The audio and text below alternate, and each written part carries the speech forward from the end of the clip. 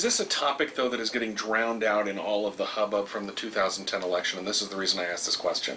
This is sort of, it's not sort of, this is on an international scale. You're talking about things that are not just the United States, they're on an international scale. When all the attention right now is going towards the Tea Party and deficits and taxes and domestic issues, that's really front and center in America's minds. People don't have jobs. We've got the foreclosure crisis. Is this message something that's getting drowned out by all the pressing needs we have here at home? You know, there are always pressing needs. As human beings, as moral actors, we can multitask. But we can't turn a blind eye because of something else that comes along with the economy or with the environment or whatever else and say we're no longer concerned about our brothers and sisters that are suffering unnecessarily. If there's preventable suffering, we need to do what we can. And it's also totally consistent with everything from the United Nations Charter, the Geneva Accords, our own domestic legislation, like the Anti-Torture Statute, like the War Crimes Act. There are these shared values that have been incorporated in these international agreements and in our domestic law and our Constitution that have been totally disregarded by both the Bush and the Obama administration.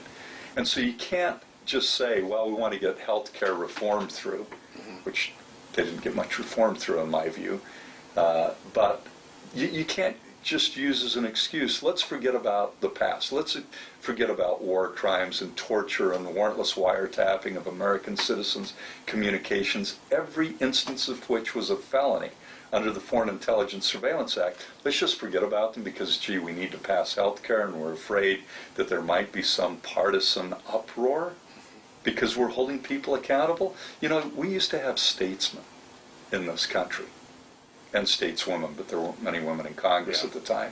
But in the late 1970s, the Church Committee, named after Frank Church, senator from Idaho, a select committee came together.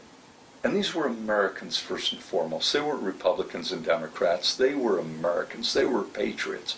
And they said if there have been abuses in our intelligence community, we're going to investigate them and we're going to disclose them. And with that, we will seek reform so they don't happen again.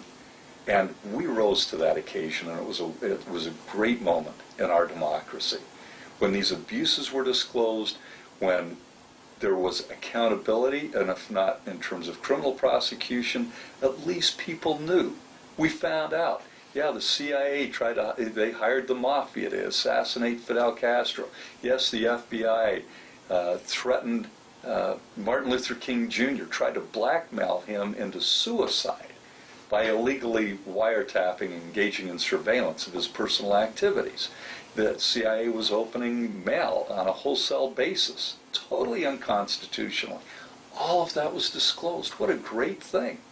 When there are abuses, and there are always going to be some abuses if people think they can get away with it, but finally to address it and then move on. But you can only move on if you know what the situation was and then do what you can to deter that kind of misconduct. Now the attitude seems to be, let's just cover it up. Let's sweep it under the rug. President Obama said he doesn't even want an investigation. How can we in a democracy, in a republic where we're supposed to have checks and balances, say we're not even interested in determining what it is that went on and let the American people know about it and let their representatives take action so these abuses don't happen in the future? Let me get your thoughts on what's going on right now in American politics. Right now, I guess the flavor of the month is the Tea Party. What is your take of the Tea Party? What do you make of that? Do you think it's I think it's here for long term? No, well, you know, I love civic engagement, but I think most of the people in the Tea Party, you don't hear a coherent message. I mean, they're anti-government, they're anti-deficits. Isn't it amazing when you have Republican presidents, the deficits don't matter to Republicans? You don't hear this from any of them. Where was the Tea Party when Bush was digging us deeper and deeper in debt than this nation has ever been during the Reagan administration? People, I think Gore Vidal was right, we're the United States of amnesia. Ronald Reagan dug us deeper into the deficit hole than this country has ever been up to that point. But, we heard from people like Senator Bennett say during the Bush years, deficits aren't a big deal. They don't really matter. And now all of a sudden, it's the first thing on everybody's minds. I've been one. Everybody thinks I'm the great bleeding heart liberal. I'm the most conservative person I know when it comes to fiscal matters, because I know that when you drive up these huge deficits, the first people to get hurt are the most vulnerable. And that's exactly what's happened. Where are these anti-deficit folks? When we're lied into a war, and we spend, it's not just $1 trillion for the wars at this point in Iraq, and I don't call them wars, they were invasions and occupations. But we've spent over $1 trillion so far. Well, we haven't actually paid it off.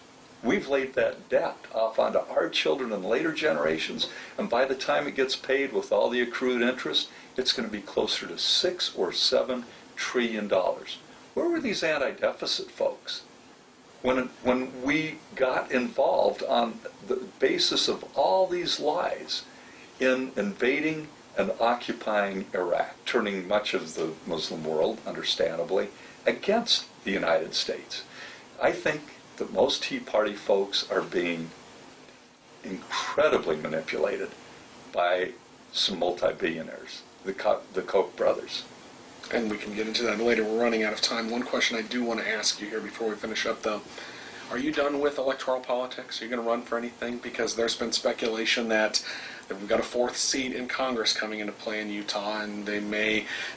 One of the theories that I've heard is they may make it a seat that is much more liberal than the seat that Jim Matheson, whom you have railed against in a number of occasions, and actually almost advocated for his defeat in this last election. No, I didn't almost. I advocated for his defeat because I think he's helped destroy the Utah Democratic Party, because they can't take a stand different than his, and his stands have been like so right-wing extreme.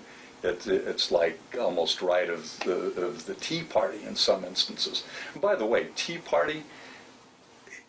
You asked me about this, I've just got to say, these folks are advocating and voting in ways that are so contrary to their own interests. To say that we're going to continue these enormous tax breaks for the wealthiest in this country when our deficits and accumulated debt are skyrocketing, it's so unfair when people are going without in so many different ways, and we're going to extend these absolutely outlandish tax breaks for the wealthiest. Top 1% in this country, this is how bad it's got.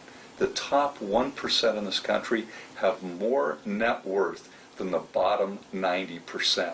And yet the Tea Party is comprised mostly of those people in the bottom 90%. And they're just getting absolutely snookered and manipulated by multi-billionaires like the Koch brothers. So when it comes to me running for public office, I don't intend ever to do that again. I think the most power is with the people in organizing, as High Road for Human Rights is doing, and building a movement that's not partisan. I'm sick and tired of both the Republican and Democratic Party. You may have gathered that by now. I think that we need to organize among ourselves, and we need to push and let our elected officials know that these things do matter to us, that we do care deeply about a restoration of the rule of law, about ending torture, about ending slavery worldwide. And slavery goes on in this country as well. But this isn't just about our country. Since when do our responsibilities as moral actors and human beings, and for some people, if they want to consider it as children of God, since when do political boundaries or geographical boundaries end our responsibility? If we know those things are going on and we can help prevent it, we've got a responsibility, and not just taking unilateral action, but getting the United States to provide the international leadership that it could have provided in every one of these instances to end these tragedies. That's where I think the power is, and I intend to my dying day to work on organizing people of goodwill, helping educate and provide tools so working together we can make major changes in human rights policies and practices of the United States, and again, not only in terms of what the United States alone does, but in the international impact that the United States has in bringing the international community together in addressing these human rights abuses. We'll have to do this again. There's a lot more to talk about, Okay. but we are out of time. For Good. Salt Lake City Mayor Thanks, Rock Ryan. Anderson, It's good to see you and head again. of High Road for Human Thank you. Rights. Thank you so much for your time. Thank you.